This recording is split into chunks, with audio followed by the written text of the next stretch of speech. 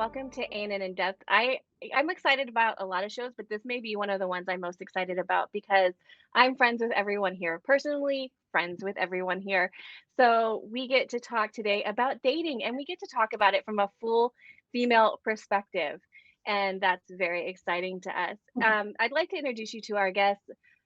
First, Elaine Oliver, you are co-director of the Family Ministries Department here at the Seventh-day Adventist Church's World Headquarters. And Nicole is our Instagram coordinator, and she writes for us for ANN. And Ruthie has organized our social media for so long, and she's also writing for us. But you're a school counselor. You work with with kids Yeah, in as a counselor. Is that right? yeah, Because that's right. you left us and you started doing that job. So I Yeah, wanted so to make well, sure. I was doing that job originally, and then COVID and God's providence, and that's how I met you guys. And then yeah, pass the baton on to Nicole, and back with back with the small humans and creating better future, better generations, hopefully. When we started talking about having this conversation about dating Ruthie and Nicole on we have a thread where the three of us talk a lot, and you guys, I want to be your guests, which is great. And so I want you guys to talk about a little bit about why you wanted to be the guest, why you guys wanted to come on and talk about dating, and then we knew we had to have Elaine with us because we wanted to make this an all female panel today. So we'll go Nicole, then Ruthie. Sure. So I love our group chat so much because we are able to kind of discuss and delve into a lot of issues that we keep seeing in society and that we're like, oh my gosh, this would be such an amazing conversation to have, especially with all women, because I feel like the female and the male experience with dating is very different. You're coming at it from two very different ideas. Also, culture, whether right or wrong, has dictated a lot of the ways in which we view dating. And I grew up, fortunately, in a household that did not prioritize, getting married, getting a boyfriend, having those markers as the have all, be all, and end all. However, when I attended Southern Adventist University, which for those who may know is called SMC or Southern Matrimonial College for its turnout rate of couples, it just kind of became very clear, seeing all of the girlhood Christian books growing up were all focused kind of more towards dating. So, keeping yourself pure, waiting for, the prince that God's waiting for you for. And they never really went into identity. And then that kind of bleeds into dating culture of, when you're growing up and your expectations going into dating. And so I thought that, I mean, it's such a fascinating topic of looking at dating as something that is an interesting thing when looking at it from a Christian lens, and something that is much more complex than people realize. So I think having this conversation is a really amazing and enlightening one for those who are kind of more curious of how it works within the Christian sphere and what to look for and what to avoid. Right. So, yeah. Ruthie. Hello, hello. Yeah, so Nicole, you mentioned that you grew up in a family that didn't really focus on the dating side of things, and for me that was true as well. I did not stay in the church growing up. I left when I was about 16, and I guess where my parents taught me certain values around my identity and kind of heading towards, I know Jennifer, we've discussed this in the past, just having interests and passions and hobbies as a young person and developing your self-concept. That was more of the focus. I would say though that my mum's example, and I can say this because she'll never hear it, her example was that she had a lot of boyfriends in and out of our life, I would say our life, and so it was a bit confusing for me. So I left the church and I kind of explored dating in I guess the outside world, and then so coming back into it again, ending my relationship with my partner at the time and pursuing God. I feel like I still haven't gotten an understanding of what is the quote unquote right way to approach dating as a Christian adult.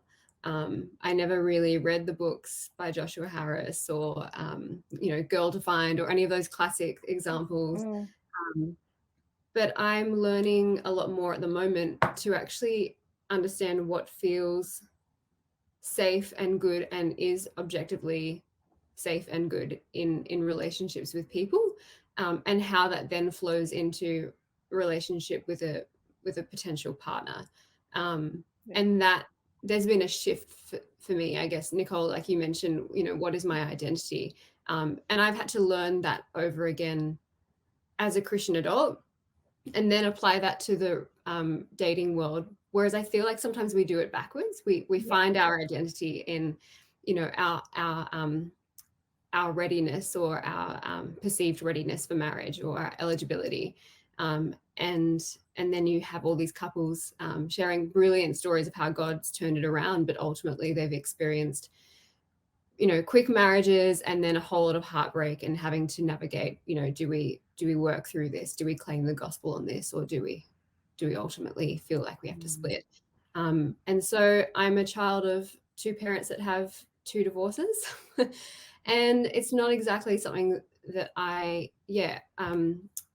wouldn't say I'm paranoid, but I'm just quite protective of my peace, and still trying to find that, or trying to, I guess, tap into that peace, which is found obviously in Jesus himself. Yeah. Right. Elaine, you're talking to three girls right now who represent such a wide variety of women. Although I think we all have the fact that we're not married in common to some extent, not to some extent, to that extent, but we are Yes. of different age groups, of different backgrounds. Although I will say, like Nicole and Ruthie, my parents never prioritized dating. They wanted us to get educations first. They wanted us to get jobs first. They wanted us to, Yeah. make sure that we were, I don't know if it's my parents' paranoia, but the phrase like, if something happens to your spouse, you need to be able to take care of yourself, Yeah. um, mentality. And so I never, and I've been really open on this program before, like I don't have kids. I never wanted kids. I'm not a very nurturing human. Um, honest. Well, I mean, I have a niece and a nephew who I like a lot. I love very much, but there's not It's just yeah. I think, Nicole, you said to me the other day, "I don't even think you know how blunt you are when you say things," because they just sort of come out of my mouth.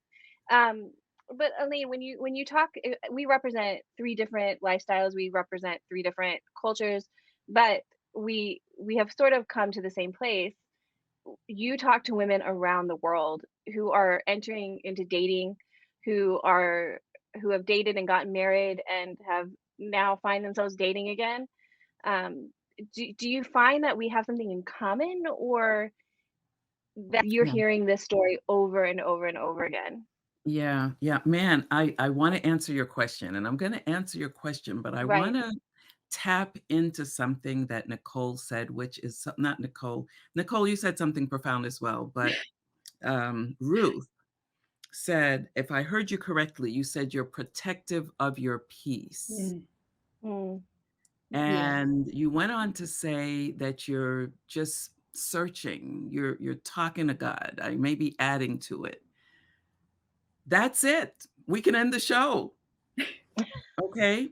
Because we solved the problem. what do we all have in common? We all have in common, whether married or single, divorced, widowed, separated, we all have in common this deep seated desire to be in an intimate relationship. Now, in society, that was the powerful thing Nicole said, which was we're mirroring the culture. Society puts a period there. Mm. For the person of faith, that's not where the period goes. Yeah. We Mm, all desire to be in an intimate relationship with the triune God, Yeah. the creator. He created us. I'm sorry if I'm yelling. And he no. created us No. to be in relationship with him. And so the reason why people get into relationships and then they still find themselves searching is yes, we're confused about our identity Mm. and what we're really looking for. So I know for our viewers, they're probably saying, okay, that's just a whole bunch of psychological, philosophical, theological garbage, but it's not. Yeah. So to break it down, what I'm saying is that this need that we have to be connected is really something that God placed within us. But since the beginning of time, right, this is something that Satan has been trying to destroy, right? Mm. So he did it from in the Garden of Eden, Mm. separated Adam and Eve. Then came shame, then came the blaming, then came the separation from God. And so from the beginning of time, we're stuck, we're lost. So in answer to your question, Jen, um, we all have that in common. And whether you get married or not, if we don't know who we are and what we're looking for, you're not going to find that peace that Ruth is talking Right. about. And the scary part, Ruth, is that because you've experienced some difficulties and you've done it these other ways, you can actually get to this place now where you're saying, your highest value right now is to protect that peace and that search. If I say that to someone else, they're like, ah, yeah, you're married, so it's easy for you to say that. No, because folks, Jennifer, you've heard me say this 100 times. Hmm. Marriage is hard, y'all. Yeah. It's Yeah. hard. So if you really understood what it takes to be married and to be happily married and to be married for a lifetime, you you might want to question whether or not that's what you're really desiring. Yeah. Right? I'm not I saying there do. aren't rewards. Yeah. There are great Right. rewards and it can be beautiful, but it's difficult, right? So What anyway, so yes, we have all of that in common, whether you're married or single or Yeah. wherever you are. one of the good things I do see happening in today's generation is there is a destigmat people are destigmatizing being single more Yeah. than ever. You know, Yeah. like when I was growing up, like I didn't get married, and that's like I'm happy with that. I made choices in my to work, you know. I like, you know, I think Nicole, you know, we've been talking to we've had conversations Yeah. where like, is the guy that you're talking to, is he better than being at home by yourself with your book or with your friends? And if he's Yeah. not, then is it really worth giving up that freedom, you know, Mhm. to Yeah. go and to go and be with someone who's maybe a little bit subpar. But I Mhm. see Yeah. now that especially a younger generation coming up, for me, it was like, when are you getting married? When are you getting married? When are you getting married? When are you getting married? Now it's like, okay, she's single, that's cool. You Yeah. know, she's made that choice. And I mean, whether or not we make the choice, whether we always make the choice, right? We make the choice to choose our career, or we make the choice to choose studying, or we make the choice to not go with this person or that person or whatever. All our lives are choices that we make. And whether that's ended up with us being married or not, it seems now at least, rather than when I was growing up, that that's okay.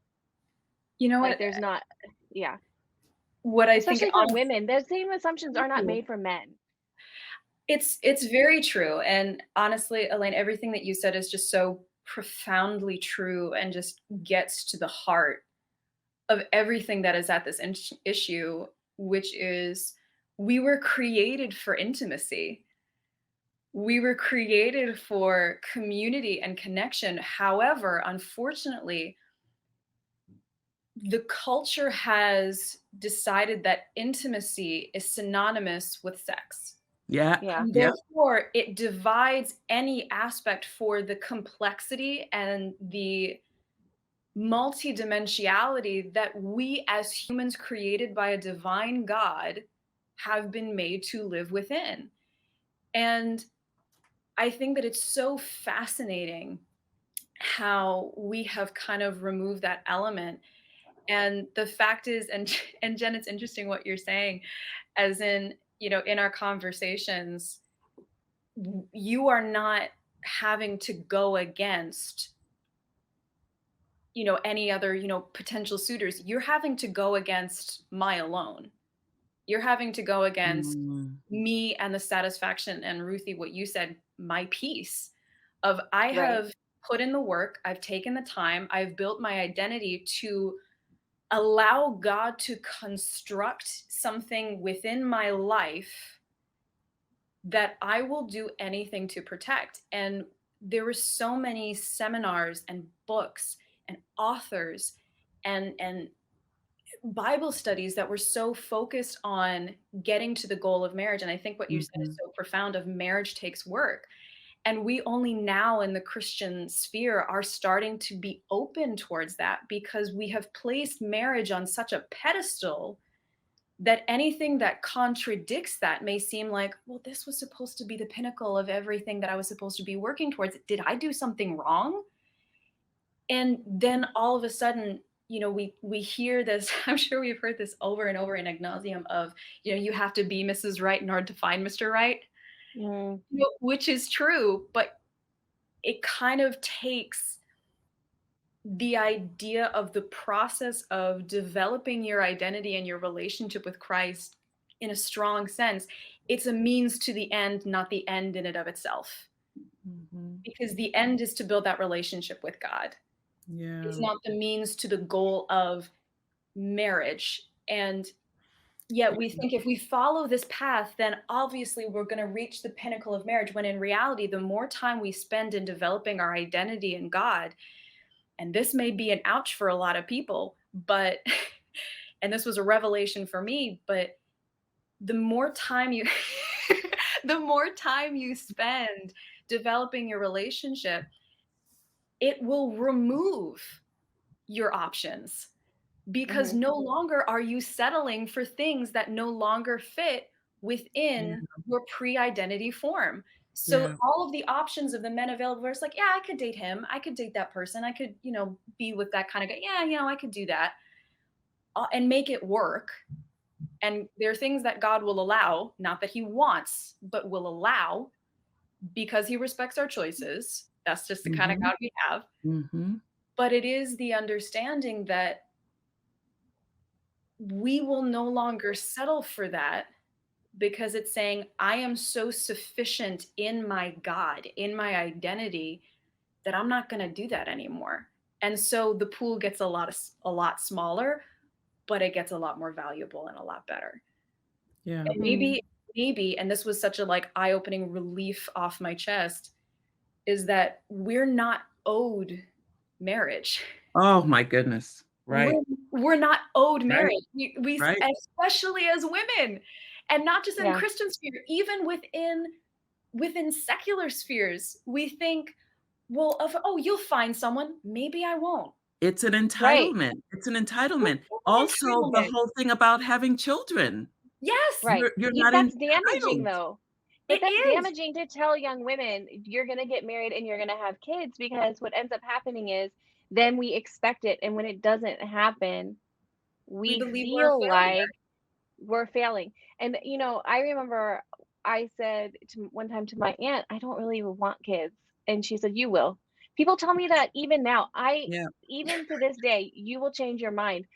I'm like, I don't think so, but thank you for your opinion. And so when you tell women constantly, my niece is 9 and she told somebody the other day, I'm not getting married. I want to have my own house and my own life. And they're like, well, you're 10, you're I love 9, you your don't niece so know.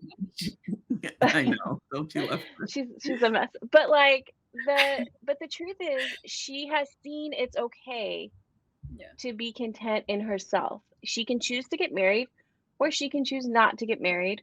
But you're saying like you're not owed it. And when we start putting those expectations on women and even men, Mhm. then when it doesn't happen for them, they think that there's something wrong with them, that Mhm. they messed, that there's something in them of themselves. Are they not pretty enough? Are they Yeah. not smart enough? Do they not love God enough? Do they not spiritual enough? Are they not whatever, whatever, whatever? We all have insecurities. Are they not enough? And that's why they are not loved. Instead of saying, this is the road we take. This is the road some people have, and it's okay. You are Paul enough didn't in have of a yourself. marriage. Paul wasn't married. And he Yeah, Yeah. himself Jesus said, wasn't. if it is within that will, then hallelujah. If it's not, hallelujah. Either way, it's a praise God kind of situation. Yeah. Mm, Yeah. The thing about it, what you're saying, Jennifer, and this is what's hard for our this especially this younger generation and the IG, the social media generation, right? Because the images of coupling and coupling with children now, like, oh man, don't get me started. It's you're so cute and so beautiful and everybody's happy. Yeah, because you went out and you posed for some pictures and you put it on Instagram. But what mhm, you didn't tell anybody is that you're sitting in the marriage therapist chair ready to destroy your relationship, Yeah. right? But you're putting those nice little pictures out. And right. again, don't get me wrong, we all have problems, but I just wish that people who are scrolling, see, this is messing with people's minds. When I speak to young women, I'm also a psychotherapist, and I of course I work at the GC, but if I sometimes I find myself having to counsel people, right? So social media, what I'm hearing is how social media is doing a number on people's Yeah, heads. So as you're saying, Nicole, like even if people are desiring, they're trying to get on this journey with God, they're constantly being bombarded by these images of romance and sex, and they're contrary messages that are saying if you are not in a romantic relationship, and even some of the health magazines are saying, can I yeah, say sex on this? If you're not having regular, intimate encounters, yeah, something is going to happen to you. It's not true. Yeah. I'm sorry, it's not true. And so people, I often say to people, what's your motivation? mm, What's your motivation to be coupled? What's your motivation to be married? Because what you are expecting to happen may not happen for you. Yeah. And right. then you're going to have to work hard to get what you're trying to achieve. You're trying to achieve a snapshot of a picture in time, right? Bridgerton. Remember that show that was Yeah, on last year, and it was Oh, yes. everybody was watching it, and it was Yeah. can I say this on here? It was like the yeah, ads were just the ads showing up on my phone or on Mhm. TV were overwhelming, and so it engenders in you this drive to be coupled, because it sparks what we say the amygdala. So it's kind of like if you see ice cream, we all love ice cream, and when we see it, don't you feel like eating it? yeah. So And I it's think the after same. this show, a bunch of women are gonna go out and Absolutely. probably eat it as Probably. well. So so when you see these images, it really moves you away Right. from this peace that Ruthie is talking about. It Yeah. moves you away because you're saying, "Wait a second, well, that's kinda nice, but it's not practical. Right. Mhm. That's kind of nice, Mhm. but, it's kind of otherworldly." And I feel this urge and I feel this drive.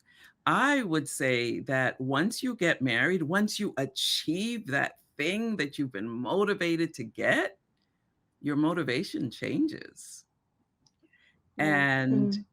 then you start feeling just like all of you are saying, like, okay, well, what's wrong with me? Did I get the wrong person? Did I not listen?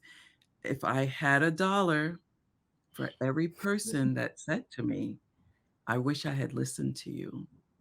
I don't ever mm, tell anyone not to get married, though. I'm not like your auntie, Nicole, or your mom. But I will say, if you ask me your advice, I will say, have you checked this, this, and this? Have you paid attention to these flags? yeah. When people get into this romantic high, it's really hard for them to step away from it. So even though your mom is saying, look, it's the day before, look, you still have time. It's okay for you to back out. They can't for several reasons. One, the images of the beautiful wedding need to happen. Like, I've got to get those pictures. I'm not putting down anyone, weddings are beautiful. I love them and all of that. So that's the first thing in your head. I do this all the time. I've been counseling couples for a long time. So you're driven to have that wedding. Number two, you've convinced yourself that no matter what the red flags are, okay, here it comes, wait for it. Love will overcome everything. Mm. Folks, I'm going to say this. You've heard me say it 100 times, not you guys, but I'm speaking to the viewers who've listened to me. Love changes nothing because what you have is not love. Mm. God says he's love. Then God goes on to tell us what love is. Yeah. It's not romance. Love is patient. Love is kind. Love is long suffering. It's not boastful. It's gentle, the fruit of the Spirit, all of that. That's love. So when your husband, that you thought was the man of your dreams, leaves his clothes on the floor every single day, love is patient. Love is kind. Love is long suffering. Right? But then you're like, oh my goodness, I can't believe I'm married to a slob. Where's the love? Well, real love will overcome everything. But mostly what you had was not love. It was it was romance. It was your brain playing games on you, right? Your that ice cream, like, "Oh, I gotta get that ice cream Right. because it's gonna make me feel good Yeah. temporarily." You eat a whole Yeah. gallon of ice cream, how are you gonna feel tomorrow? Great. Uncomfortable. Super. And stomach pain. I know. Yeah. Yeah. Can I Um, ask a question? yeah. So, because we're obviously focusing on a lot of what the world portrays, and I have found that in with culture in the church, there's not really enough of an example or a modeling of what that should look like. And we all go to, I don't know if you can hear me, it's cutting out at my end. Mhm. But we all go to social media because that's the present Mm, example of relationships. We look to good churches, point. and arguably there are a lot of people that aren't in healthy relationships, that aren't open and aren't vulnerable about that. There might be Mm, like a presentation or a seminar or a youth summit where they talk about relationships in a pocket on a Saturday afternoon for those that are still keen to show up. And that's it. But we're not seeing genuine relationship in the world. But we're also not often seeing that in our church sphere okay. either. We're not hearing from Auntie so and so what it's like to be married to Uncle Graham. We're not, and I don't mean that to, like, sorry, Graham. No, it's so There's a Graham true. out there Yeah. somewhere that knows me that's Right. gonna be like, "Is that you? Yeah. Sorry, you, Graham." But But yeah, we're not having this authentic conversation. We're not having those times. I think it's in the book of Titus, it talks about older women teaching younger women, and it's not just about, hey, let's weave baskets on the side of the road in a beautiful tropical island. It's hey, this is how I address Specific. showing up in kindness, um, or showing up with patience, or showing up with my own self-control in relation to this imperfect person before me. And I would mm, actually argue that at the moment, a lot of us are going to worldly or secular sources for lessons and psychotherapy, psychoeducation around how to be patient and loving and kind in specific circumstances, because we're not finding it prevalently in the church. Mm. So where do we look to for examples? How can we improve that pool of resources for young women and men, and for those already married? yeah. That's a really good point. You'll have to come to our marriage conferences, and then you'll see us keep it real. How Willie and Elaine do it. Like, we're not trying to, like, sugarcoat anything. But you're right. There needs to be more examples. And one of the things that we often say to family ministries leaders that we're training, I have to throw this in, is that if you're, because people will say, "Oh, but I don't have a perfect family," and I said, "Great, then we can use you." You know, if you have a perfect family, we can't use you because, for one, nobody has a perfect family, and number two, so that would be strange if you're like trying to pretend that you have a perfect family. And two, we need you to have experienced life. If you haven't experienced life, how will you? I mean, you don't have to make every single mistake, but it's that authenticity. I mean, you also don't have to tell everybody every last problem you've ever had, Right. but letting people know that you don't have a perfect family. We say it all the time. Jennifer has heard us, she's interviewed us 100 times. In fact, sometimes we even argue online, um, disagree, not argue. Disagree. But yeah, so there needs to be a lot more transparency and authenticity. But I am going to push back a little bit in that what I'm finding with many younger people, and I want to be um, honest myself, is that sometimes when the older people share stuff, they think we're out of touch.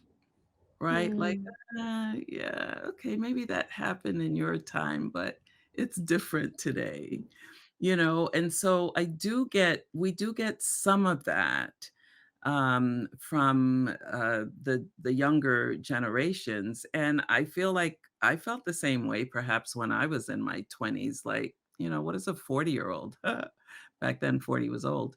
What is a 40-year-old? What is a 50-year-old? Definitely, what does a 60-year-old have to say to me about life? So there's also that tension. But point well taken. yeah. And again, maybe after this, and more of these, we really need to think about how do we use social media in a more powerful and palpable way, because I'm thinking, even as you're speaking, Ruthie, that um, we do social media and a lot of it is psychoeducational. We're telling people how to have better lives and have more effective family life or more stable and satisfying family life. But we really don't talk much about, there isn't a person on a couch at home talking about, "Hey, today was just a horrible day. Like my kids got on my Right. last nerve." Yeah. I Well, think I will say and I've told you this one before. My mom, I remember, told Julie and I, my sister, there are times I don't like your dad. Like, I don't like him very much, but I choose to love him because what Mhm. we also forget Mhm. that yeah. love is a choice. It's not it maybe it's a feeling, I don't know. But, It's like, not. it is also No. it's not. It's not a feeling. I was trying to, like, just in case, but it is a choice, and so, my mom will say, there are days when you're like you said, your dad gets on my nerves and he upsets me and things aren't perfect, but I choose in the morning and in the afternoon and the evening to love him, and that this is the really and my parents are very happy. They've been together forever. They're, not without struggles or, they're both retired. They spend a lot of time together now. It's a they are different people, but Mhm. they make that decision every day that this is, I grew up knowing, guess what? I'm not my parents' first priority. Yeah. Their relationship is their first priority because my dad will always choose my mom. Yeah. And that it sounds like to some kids, I feel like today kids would be like, "Whoa, I'm number 1." But actually that is such a secure feeling when you know Mhm. that your parents have chosen each other and they're gonna continue Yeah. every day to choose each other. And so when you see your parents fighting and you see the problems that face because I mean, like every good I mean, a lot of my friends would say your parents have the best relationship. But Mhm. of course they Mhm. fight, they don't get along, Right. there are times when they annoy each other, Yeah. but they've chosen each other and they do that on a regular basis. There was never any like, how would I say, facade that I thought that relationships weren't hard or that marriages weren't Yeah. hard. And honestly, Elaine, I told him about, how but my grandmother, my Oma, didn't want my mom to marry my dad Mhm. because they are so different. So, we look Yeah. back, could they have had an easier time? I don't know, maybe. They would never choose anyone but each other in the grand scheme of things. They would do it again and again and again. So it doesn't matter. But like, I was never under this false impression that you get married and then everything is easy. It's a Hallmark movie. I don't know, Yeah. Ruthie, if you have Hallmark in Yeah, we in get it on Australia, Netflix. but we're like 2 months into all Christmas movies on Hallmark, and I was actually telling my cousin the other day, this can be damaging because It we are is. watching Yeah. 24 hours of Yeah. love Yeah. stories Yeah. where every story has a happy ending. And No, of course they make you it's feel true. good, and they are so uplifting, and they make you smile, and they're pure. There's no And the like feeling. Yeah. swearing or curse words. They're just very moral and chaste. But like, what does that do to your psyche after watching it for all 2 seasons? Like, when did they start? The day after November, like Thanksgiving. November 1st, 24 hours a day here in the After States? Halloween. That's Yeah, that's like, From you one watch these for spooky 2 weeks season to and another. suddenly you yeah. have no wonder we don't have a real view of love. This is what, and by the way, Hallmark is the number 1 watched television network in the United States during the holiday season because people Yeah. are overwhelmed with the world around them. They want to see happiness. They They wanna want to feel see people good. connect. Yeah. They want to see happy endings because they're not happening in the real world. And then they are disappointed when their boyfriend walks out the door, when they fight, when things didn't have that Right. great ending, when he didn't come back with the ring or the cat or the whatever, whatever, whatever, whatever. And can The I just say, cat. everything both of you are saying are so true. Of I feel like we have been represented with two extremes. Of Yeah. you either have the sugar high that we have been taught is romantic love, as in if there isn't drama, if there isn't passion, if there isn't like this extreme feeling of Yeah. emotion, then everything's gone. And as soon as that's done, well, the marriage is dead. We never Yeah. really loved each other. I fell out of love with you, Oh, which is a phrase that is used over and over again and can be incredibly damaging if you have kids, because it's like, well, if you fell out of love with them, could you fall out of love with me? And mhm. then not realizing that romantic Mm. love is exactly as you said, which is a choice.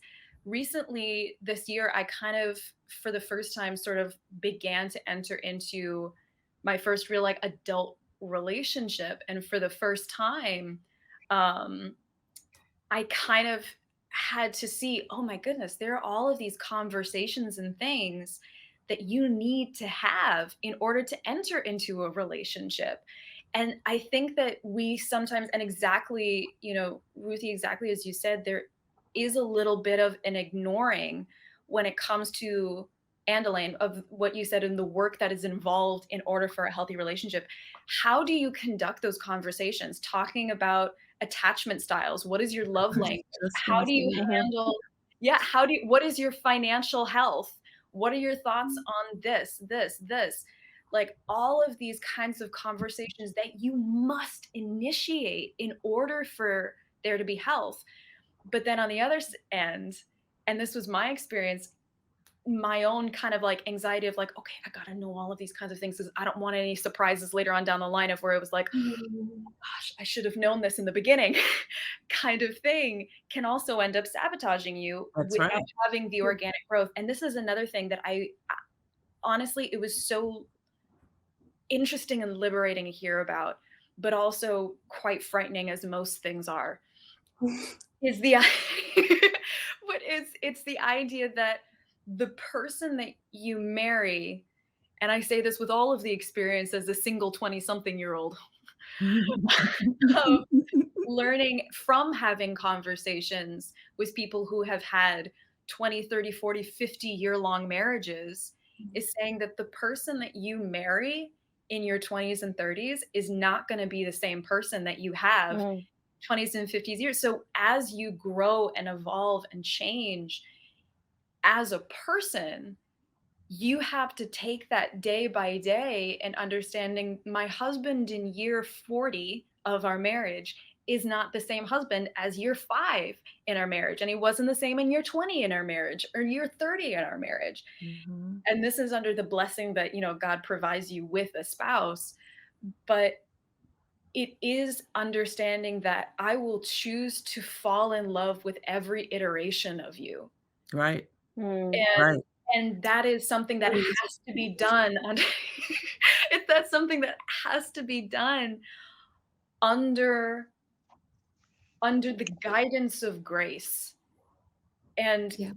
thinking about exactly what you said of the love chapter that we always think of and that we always, quote at weddings and as we must use as examples in our marriage or in our relationships, period, whether they be romantic or Yeah. platonic, Yeah. is the idea that if you look at it, a good listing of everything that is within the love chapter is how to respond to love in the midst of conflict, Right.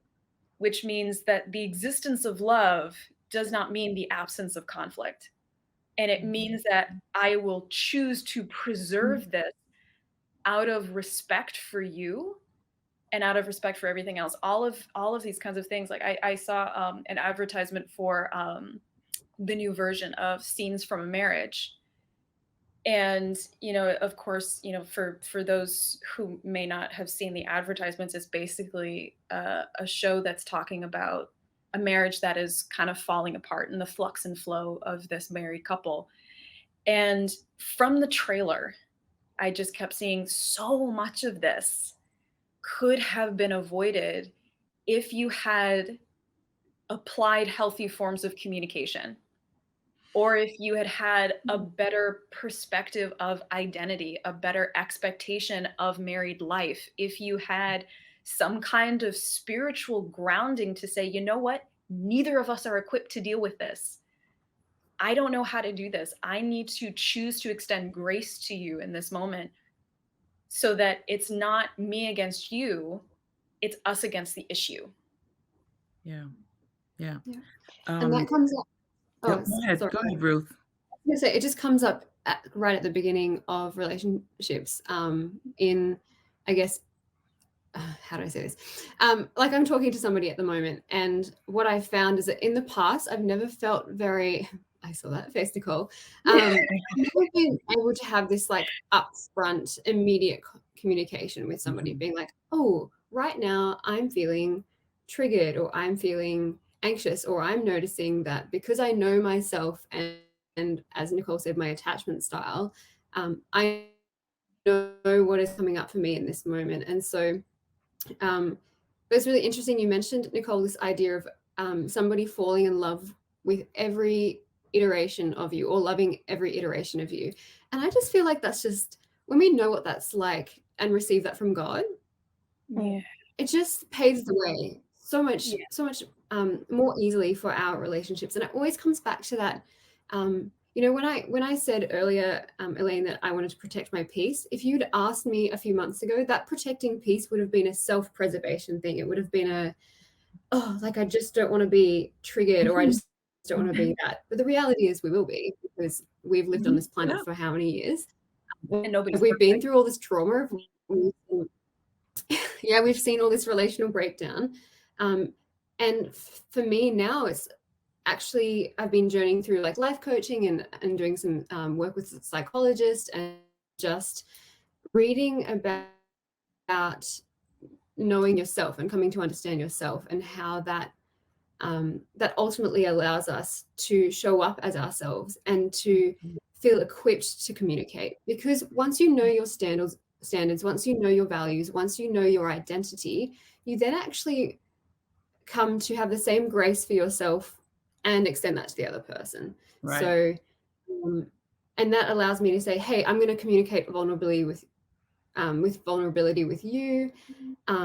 And then there's this passing, right? Because there's topics, Nicole, you mentioned financial health. Is there debt? Is there addiction? All these questions, which you generally don't show up like first day of your date with like, your clipboard and you're writing down these things, right?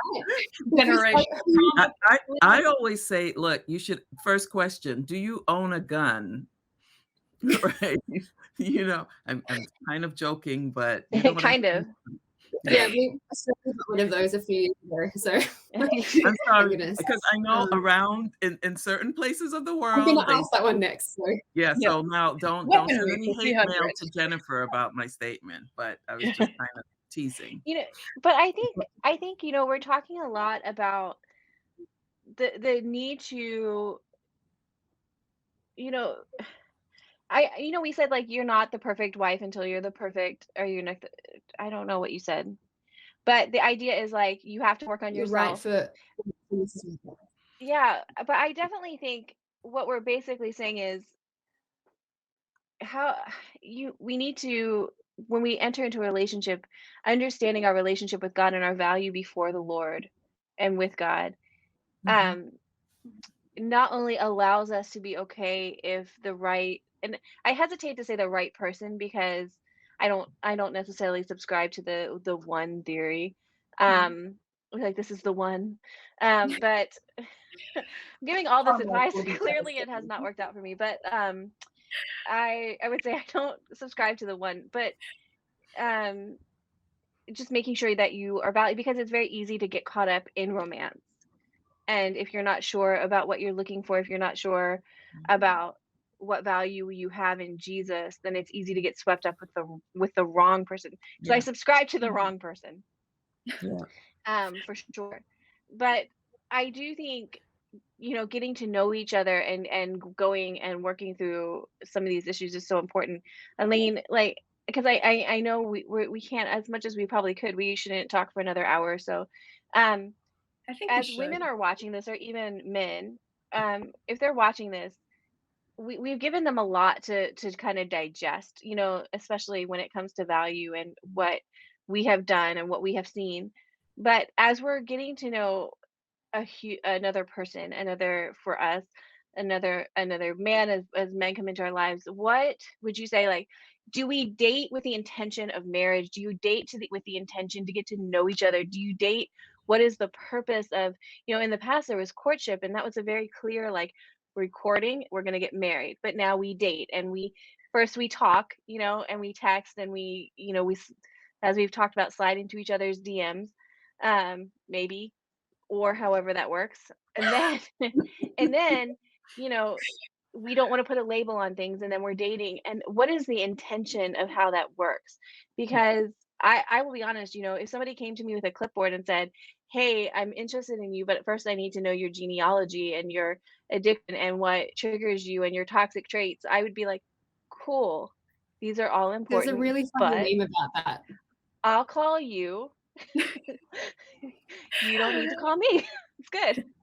So what is our intention, Elaine? Because I do want to lead with yeah, practicality. I do want yeah, to have some yeah, sort of yeah. real Well, advice as we're moving forward. yeah, I'm so glad that you guys brought up the attachment thing, because I was about to say, if you want to know the science of it, and so now we're speaking so much more about attachment. But again, what's so profound about attachment, right? So that's a very clinical, psychological word that we've now thrown into the regular daily verbiage that we use. But that goes right back to, if you think about attachment, to God's relationship with us and Mm, that bonding. But I'll move it into the more scientific realm. Um, of the fact that we all have basic needs. So most of you are very familiar with Maslow's hierarchy of needs, right? And the Mhm. very bottom, you're talking about, like, food, clothing, shelter. Somewhere up the pyramid, you're talking about this whole sense of belonging, and that sense of belonging comes to us from our parents or our caregivers, the primary caregivers that we had in life, and they begin that process of us feeling bonded and close to someone else. But if we didn't feel that, or if it got broken somewhere along the line, and even if your parents did as much as they tried to, something could have broken that mm, attachment. And so you enter into relationships with some deep seated needs. And what the science is saying now is that too often we are depending on someone else who also had broken attachments and lack of bonding. And we're putting all this pressure on this other person to fulfill those needs that we should have gotten in our families of origin, Yes. right? Yes. So again, I know I keep going circuitous routes to Yeah. answer your question, but I believe the question is not so much what should we expect out of dating? It goes right back to the original conversation, the way we started the Yeah. conversation, which was this whole sense of identity. But deeper than identity is this sense of belonging, this sense of attachment, this sense of feeling that we are cared for and needed. If we work on that, I wish that everyone could spend some time in therapy, Mhm. or if you can do it yourself by reading God's word, reading about God's love for us and who we are to Him. I always start out with people by saying, read Psalm 139:14. Um, is it 139:14? It should be. We are fearfully and wonderfully made. And then if we go back to the text in Jeremiah that talks about the fact that before you were knitted in your mother's womb, so God is telling us, look, if you had broken attachments, I'm here for you, Zephaniah. I love you. Um, like a mother, I'm going to sing over you. I'm going to rejoice over you. So if we could spend some time as individuals, and listen, I'm speaking to singles, but I'm also speaking to married people who find that they got married and they didn't get what they were looking for. They didn't get those attachment needs met. Why? Because the person they chose also was looking to get their attachment needs met. And when you have two broken people coming together, there's going to be a lot of hurt because you're expecting that person to meet your needs. They're expecting you to meet their needs. And we move apart from each other because we're not getting our needs met. So if I could be practical, this is as practical as it gets. Before you think about dating, figure out who you are to God, who you are to yourself. Do you love you? Mm. Do I love me? Can I allow someone else to love me? Can I allow myself to love someone else? So that's where we begin. And I hope that whoever's listening doesn't just blow this off as trivia, because Right. again, I do counseling and I always have to start from scratch, right? Now, when you do start dating, yes, you should, whoever it is that you are looking at, I'm not talking about 18-year-olds, we're talking about adults, Right. right? You're an adult, you're ready to move on with your life.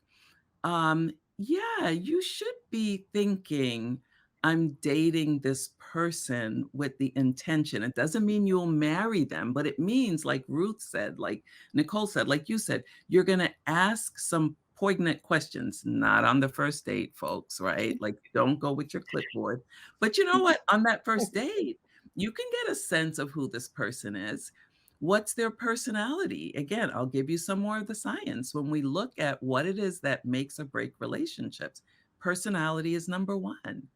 Was he irritated that you showed up a little late? If you're punctually challenged and the person that you had that first date with is just a little annoyed and they're making little cryptic remarks throughout, you probably don't want to have a second date because that's not going to change. Now, if you're already married, you're married. I'm punctually challenged, as you know, Jennifer. My husband is a clock. Well, I got married at 22. I didn't know these things. Now you know. So this has been a challenge for us our entire marriage. We're learning to give each other more grace, right? I'm trying to be Yeah. on time. He's trying to be more flexible. My But my sister is punctually challenged. So Yeah. I am I not. love this So phrase. it's a I'll tell you. right. You Love gotta that. find your deal breakers, guys. And that's such an important point of like knowing your deal breakers of like, okay, can I bend on this? Like, okay, so this person really loves irreverent humor. Am I okay with that Mhm. or no? Mhm. And like, Mhm. how do I what is a conflict? And this is knowing, it's exactly as you said, of knowing yourself, of like, if you Yeah. don't know what is a deal breaker for you and you're Right. in the midst of it and you're like, you know what? I really do not want to deal with this. And Right. then also knowing, how does this person deal with conflict? You made such an important point of saying, like, are they making passive aggressive comments this entire time rather than saying, you know what, this is just me, but I always really like to be on time. So I, just as I need to be a little bit more flexible with it, if you could maybe, like, if you know this is your propensity, set it 30 minutes earlier so you have that buffer time, whatever. Right. But Mm. it's a brilliant Yeah. point. Yeah, Yeah. and one more thing I wanna say, again, if you grew up in a home and Ruth was very transparent, right? Where, and you didn't say this, but you were transparent about your home life, and that's what I'm referencing. So if you Yeah. grew up in a home where your parents couldn't figure it out, or you didn't get the love and nurture that you need. And that's your motivation in a relationship. You want someone who's warm and fuzzy. When you start dating someone and this person is a little cold, and into the third or fourth date, you're saying, wow, this person just doesn't compliment me, doesn't seem in tune with my need to emote. You, it's not going to change. Mm. So if what you need is warmth and humor and affection, I'm not talking about physical intimacy. I'm talking about warmth, humor, empathy, kindness. These are the things that you wanna look for if you know yourself. Look, if you're a person that doesn't need all that, then you're good. So, yes, when you start dating, you wanna start looking for those things, and knowing who you are and whether or not you think that this relationship is one that's going to be that one that you guys are talking about, that you're gonna be able to transition with that person through life because, hey, marriage is for keeps. Mm. I just want That's to that's echo. the next conversation that we need to have because now what we're having, sorry, Ruth, now what we're having is people getting married like they're dating. Oh, So that's the next Right. conversation, but Ruth Okay. was gonna say something. No, I just wanted to echo something, and I've forgotten what it is that I wanted to echo. So I'm just sitting here for just a moment. Um, oh yes. So you talked about, you as a with a background of psychotherapy and that type of thing. You're talking about, you momentarily mentioned like go and see a therapist, and that was for me. I absolutely believe like Elijah. He was solo, walking with the Lord, hiding from things. Like there's so many people that did not have any ounce of community around them. But we are positioned around people. And when I moved interstate about 6 months ago during lockdowns, during winter. It was cold. I couldn't find a house. I was living with a family, and I'm so grateful for their sense of community that they gave to me. I had essentially younger brothers, and it was in a family home experience that I've never experienced myself. And so Mhm. I was kind of like just shedding back these layers of feeling like I had to be the independent person. I had to provide for myself. I had to find a house and not inconvenience people and all of these things. So I think, yes, there's an element of absolutely go to God and find your worth in Him. But ultimately, God actually uses people to model His love to you. Yes. So Yes. we position yeah. ourselves, and I actually said to we're in a church plant and we're relatively small, and I said to them, "Hi, I'm Ruth, and I'm a recovering people pleaser. I've done this my entire life. It's what I do in relationships, and I sabotage myself and compromise my own needs and values for the sake of it. And so I'm asking you to come alongside me in community and hold me accountable, to call me out, to comfort me, and do whatever." And I'm like, and if you feel like you can't do that, like, just let me know. And so beautifully, they said yes, and they have done that for me. And so, yes, I've been working with a therapist, a life coach, friends, these two beautiful women as well. We have a lot of conversations, as we said, and now I'm at a place where I'm just like, I do authentically love me. I get up in the morning, I'm just like, yes, I am walking on sunshine. And when I'm not, that's okay too. Yeah. Um, Yeah. and Yeah. so that has positioned me in a sense to know that yes, absolutely, I can get my needs met in God, but he just uses people, and we ultimately heal in relationship. And it's not just a relationship with God, it's a relationship with people, it's a relationship even through dating and marriage. Yeah. And so this idea of having to fix yourself before you're ready is, I think, a bit of a fallacy. But not that that's what you said, Nicole, but No, I want to make a point on to get that. that wrong idea. Yeah, that we need to be a certain quality. No, you can actually meet somebody and say, hey, person that can actually just be my friend for a while. This is where I'm at. And for the next 2 years, not that I know how long it's going to take, we're just going to journey through being just friendly and vulnerable and kind to one another. And you get to this point. That's why I opt for like long friendship before dating, ideally. Because I feel like I've gotten to know that person. I've gotten to see what does hurt and what does help them and those types of things. And then we step into this space of yeah, perhaps let's see where this goes, and let's ask more intentional questions around relational ideals and things like that. But yeah, just to echo that sentiment of get that support, not just from God, but in community. Go and sit with a soundboard that is a therapist and unleash those deep, dark desires or, the frustrations or whatever it is in a safe place that isn't going to trickle down the gossip mill. And find safety in one human relationship and kind of branch from that, because I think that allows us to confirm our sense of worth and our identity and get to know ourselves as well. Honestly, I think that that's so brilliant because for me, my mom is that person. I fortunately I grew up in a home of where like my parents' marriage, not just for me, but for a lot of my friends who have observed my family life have said, yeah, your parents are a really big model because it their relationship is such an interesting one of like my dad was in love with my mom when they were in 7th grade and then went through the Adventist school system. And then after college, she was like, yeah, sure, I'll go out on a date with you. It was just kind of like that whole, their story is an amazing one and it's still unfolding in a really beautiful way that I've gotten to observe. But being incredibly close with my mom and having, of course, the ladies here as a Christian foundation of sometimes having those people outside of the sphere who can counsel you and say, all right, am I just being paranoid in this, or is this actually a problem? Is this my anxious attachment style speaking, or is this actually something that I need to be focusing on?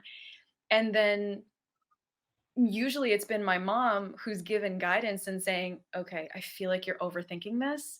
And you've jumped ahead and you've literally started to worry about, like, oh my gosh, how are we going to raise our kids? When in reality, you haven't even officially started yet. And I had this scenario recently of where almost entered into a relationship, was in that kind of talking stage. And it started out very much of him initiating the I want us to have open communication. I want us to be very, clear on these kinds of things. And things ended up having to kind of devolve purely because I was still figuring out what I wanted. He was still figuring out what he wanted. And I ended up, and he ended up having kind of like, that trial and error.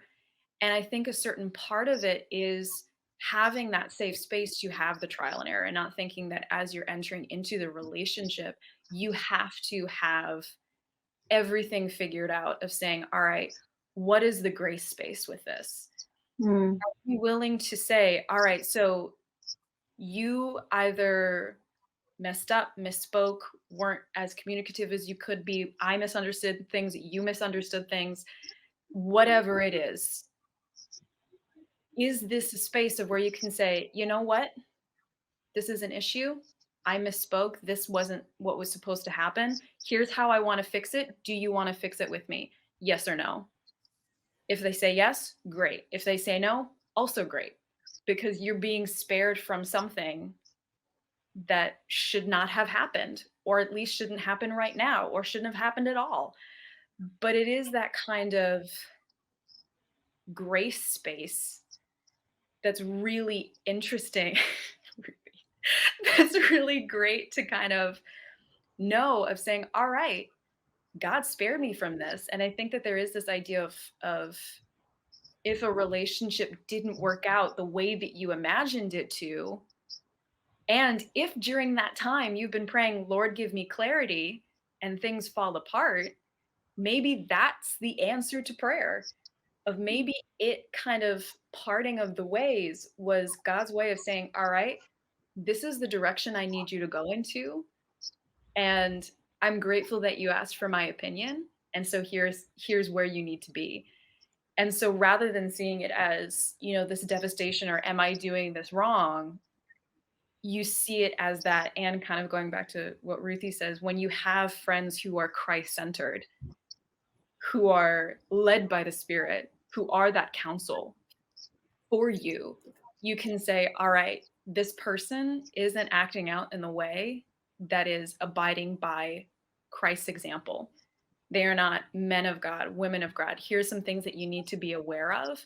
And then, kind of going back from what we said at the very, very beginning of the conversation, which is listen to them, take it seriously, and then Yeah.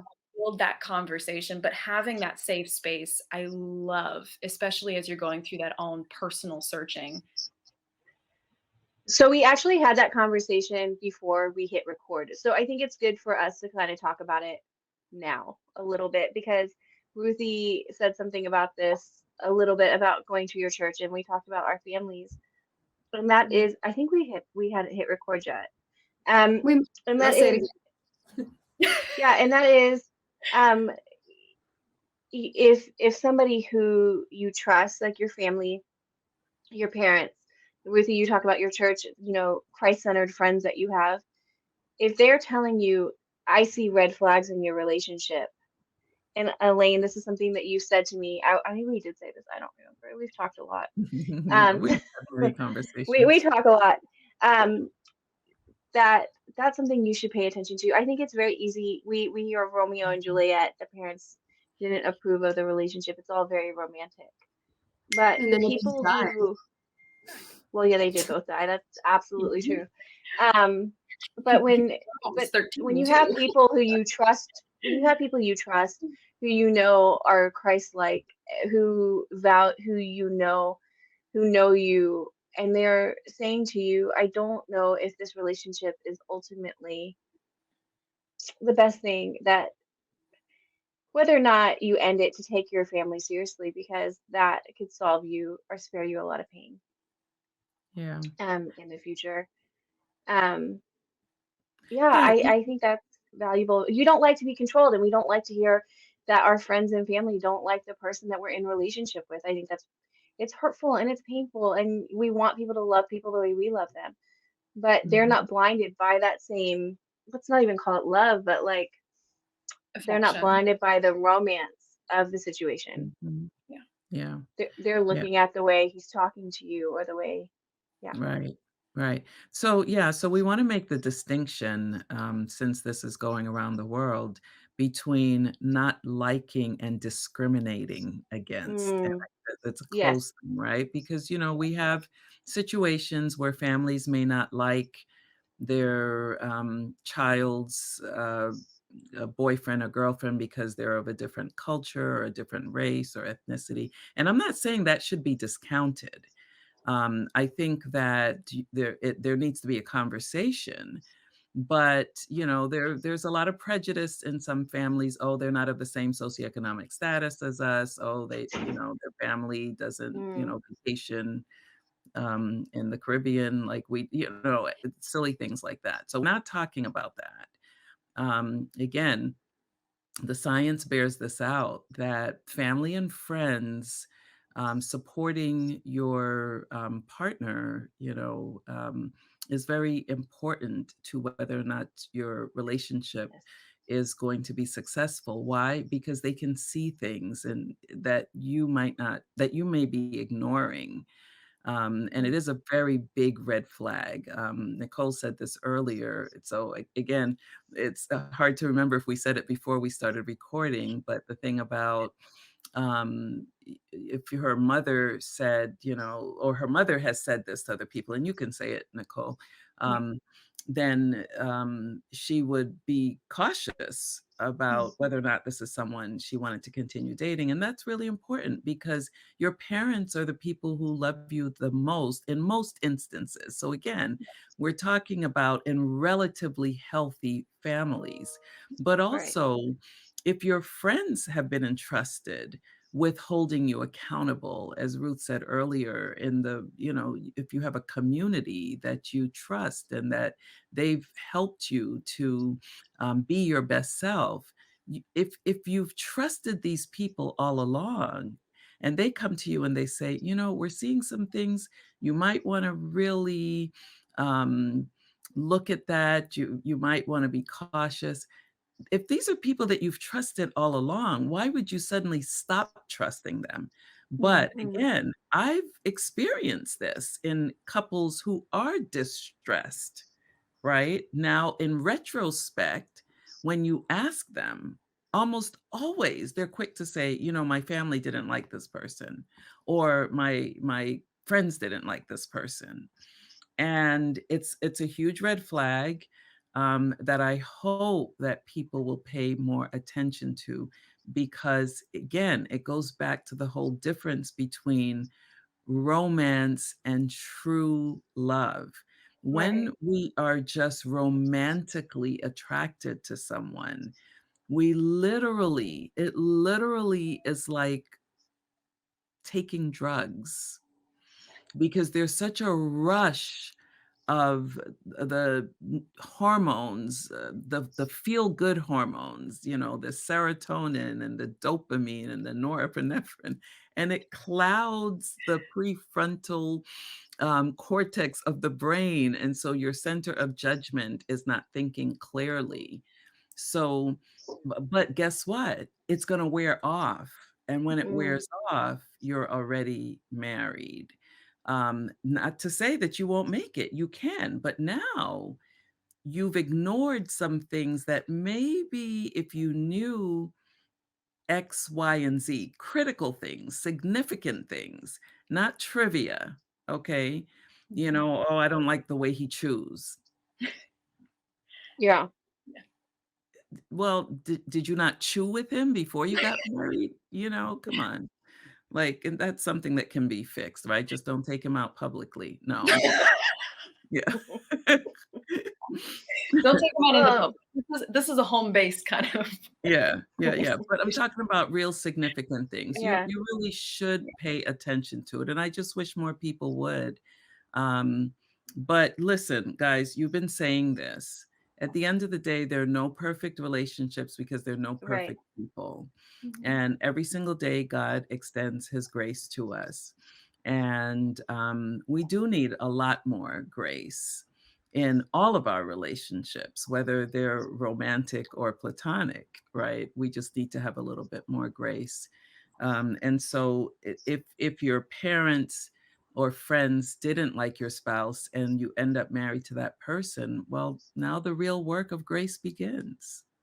And Right. then you have to ask yourself, well, you have to ask God, show me how to love this person in the way that you love me. Now, I want to give one caveat that I should have said earlier, and that is we're not speaking about abuse. We're not Yes. talking No, about we're not. abusive Yeah. situations. We're talking about relatively healthy Mhm. relationships. Yeah. Yeah. We're talking about those times when we hear in celebrity culture, I think Nicole, you said I fell out of love with him or the relationship wasn't working anymore, where Yeah. you can choose to either stay in the relationship and make it work and go to therapy and make the relationship work, or you can choose to end the relationship. But Mhm. we're not talking, yeah, I think that's such a great caveat. We're not talking about an abusive situation, whether it be Mhm, mentally, spiritually, or physically. mhm. Or We finance. need to wrap up, or financially. And We one need to wrap last up this thing, conversation. Oh no, yeah. please. Go ahead. No, I was gonna just say, let's all say our final words, but go ahead. Yeah, one last thing that I will say is that, because I spoke about getting, psychotherapy, if you're a person of faith, you really should seek out a Christian counselor Mhm. or faith-based counselor, because their values will be very different. If you go to a counselor who's gonna say, "Hey, you know what? Look, just live your life how you wanna live it," and that's not what you believe, it's really going to, send you in the wrong direction. So you definitely wanna be sure that you are looking for someone who shares your values. And they're not going to think exactly like you, but at least they have the same cosmology as you have. Yes. I mean, Advent our Christianity is a culture just like any other Right. thing, and in fact, to me, it's the most important culture because shared love of God, is Yeah. Yeah. Yeah. it's invaluable. I don't know how people. I mean, obviously, people in different with different religious backgrounds, it works. In But I don't know how that does work because I find it very lonely to sit in church by myself. Um. Anyway, this is me. But we do need to wrap this up. So I would like to give like maybe last words, like 30 seconds, Nicole, Ruth, and then Elaine. And then Elaine, if you could pray for us before we Sure. leave. Mhm. Okay, Nicole. So, um, for me, final statement is bring everything to the feet of Christ. In terms of developing your identity, one, don't go into it expecting or believing that a relationship is owed to you, and don't see developing your identity as a means to an end, but the end itself. And if you are guided by God to enter Mm, into a relationship, be with someone. And I said this to Ruthie and Jen and to my and to my mom, saying, I deserve a man who prays for me. mm, Having a partner who will bring you, themselves, and every issue to the foot of Christ is crucial, Mm, because it is only by the guidance of Christ, by God, that you can handle literally any situation. And that is both in conflict as well as in celebration. So Mhm. having a person who is grounded in God, not who's not grounded in their work, in their family, in themselves, in culture, but in God and God alone, and seeing the fruits of the Spirit, have that be the guideline and for truly developing a healthy relationship. mm. So that's kind of Yeah. In connection with that, just I mean, I've spoken about this so much, but it's because of the season that I'm in.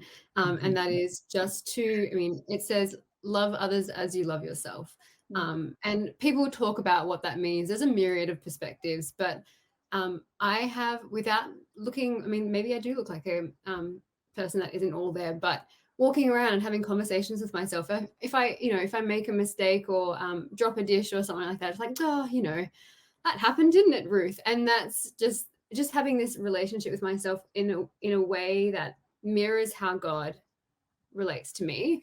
And then it allows me to actually it allows me to show up, and when somebody doesn't treat me in the way that I would actually want to be treated, be like, okay, well, I'm going to love myself as God has called me to, and honor the person that He's created me to be and is growing me to be, and say that doesn't work for me. And I'm going to give you, human, the knowledge and the understanding of why, so that hopefully that helps you too. But ultimately, just to honor what God is mm, doing for me and through me and in me, that allows me to not be a liar, to show up authentically, to not be hiding, to not be abandoning myself, because mhm, ultimately that abandonment is going to show up in a relationship if you go down the track of that as well. And you will be called out to be a liar. I was in past relationships because I did exactly that. So, Mhm. yeah, just know yourself, come to know yourself, and spend time with you and God, and build from that. Yeah. Yeah. Yeah. Yeah. I mean, those are powerful statements. I hope that our listeners will take them to heart and understand that God has great plans for our lives. And if we're people of faith, we have to put that trust in him. And I recognize that it's really difficult because of the world that we live in, and it just feels like you're swimming upstream, and so you Mhm. might get tired, but don't get weary. What I love to say to people is that we are created in God's image, and just imagine that. Like, that's just amazing. So if we're created in his image, um, that's all that we really need to know, to think like, wow, like I'm lovable, Mhm. and God loves me. And that's not trite. I mean, it's profound. So with that in mind, remember that God is love. Love is not sex, and sex is Mhm. not love. And the world is trying to convince us that that's what it is. And so, too often, we associate love with that feeling, with sexual feelings. Hey, God is a great God. He gave us good feelings, but that's not love, right? So, you want to be sure that you're separating those two things. Go back to what those two ladies just said and what Jennifer said earlier. Mhm. Separate the feelings from this deep need that we have, this longing that we have for closeness, and start with God, and let him lead you from there. And if you do that, you can't go wrong. I'm waiting to have a part two because I think Yes. we Yeah. were somewhat philosophical today, Yeah. um, but yet relevant. Right. And I'm Actually, happy I to. was thinking that we have to have part two. Yes, Mhm. please, because there's so many other topics to discuss and so much more that I want to hear from Elaine and Ruthie on their Yeah, opinions on this. likewise. Yeah, Yeah. likewise. Yeah, it's Yeah. I was thinking amazing. like we were like we're gonna start with online dating, and then we didn't at all. Right, right. What's So the first you're feeling before entering into a relationship and Yeah. expectations and oh my gosh. yeah. So basically, what Dating everybody apps. has ended up hearing today is just what it's like to go to a cafe and sit and sip a herbal tea and just talk with your girls for a couple of hours. Yeah. And we walk away sometimes none the wiser and sometimes profoundly blessed by, Yeah. by the exchange. So yeah. Or sometimes it's just I th- opening a conversation that's going to Yeah. continue to develop right. after we just Yeah. fodder for more. But personally, I think we need to start our own chat show. Um, but start our own podcast. Yeah. But Okay. yeah, I we're gonna finished. we're gonna let Elaine pray for us I'm before we waiting start for another it. podcast I'm, today. I'm waiting for it, ladies. I'm waiting for it. All right, let's pray, guys. Let's pray. Dear Okay. God, thank you so much for being such an amazing God. And even as we speak about relationships, we recognize that this whole thing about life is about you loving us and creating us to be in relationship with you. And I just wish that we could just all recognize that and just bask in the knowledge that you desperately want us to recognize how much you love us, that you love us so much that you would send your son to die on the cross to save us. So, Lord, as we go forth and people who are listening or thinking about relationships, we just ask that we will all just desire, deeply crave to get to know you better and to trust you. In Jesus' name we pray. Amen. Amen. Thank you, Elaine, so much for that. And Ruthie and Nicole, thank you so much for being here. And actually, Nicole, you are starting a podcast. You have already started recording Oh, it. It's with the Adventist Learning Community, the people that bring you How the Church Works, which is an awesome podcast that you can look for on all of like Apple, iTunes, Spotify, wherever you get your podcast, you can find. ALC's How the Church Works. It's awesome. And I think in the new year, Nicole is going to have her podcast. And Yes. what will it be called? Just really quick. Faith You know. Reconstructed. And I need to have all of you on as guests. Genuinely, throughout this, I was like, I need to have these ladies on. Faith But Reconstructed in the Faith new Reconstructed. year, Adventist Learning Community. Yes. And for all of those who are watching, we hope you were blessed by this conversation. As always, if you are looking to find someone to pray for you, we are waiting 24 hours a day, 7 days a week. We're also looking to study the Bible with you. If you go to adventist.org, we have amazing Bible studies that you can start. So we will see you next week. God bless.